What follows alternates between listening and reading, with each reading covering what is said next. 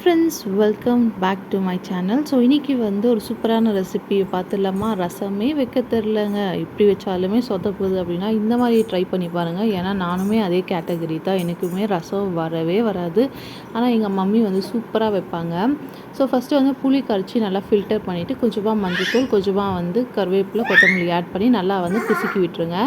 ஒரு மிக்ஸி ஜாரில் தக்காளி, மிளகு, சீரகம், அதுக்கப்புறம் வேணும்னா காஞ்ச மிளகா கூட போட்டு அரைச்சிக்கலாம். எண்ணெய் ஊற்றி கடுகு, பெருங்காயம், அதுக்கப்புறம் வந்து சீரகம் சேர்த்து நம்ம வந்து காரத்துக்கு காஞ்ச மிளகா 2 கிள்ளி போட்டு நம்ம அரைச்சி வச்சோம் இல்லையா அந்த விழுது, அதை ஆட் பண்ணி கொஞ்சம் பச்சை வாசனை போகிற வரையும் நல்லா வந்து வதக்கி விட்டுருங்க.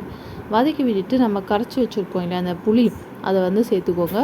இப்போ வந்து புளிப்பு டேஸ்ட்டு ஏற்ற மாதிரி தண்ணியை ஆட் பண்ணி அட்ஜஸ்ட் பண்ணிக்கோங்க.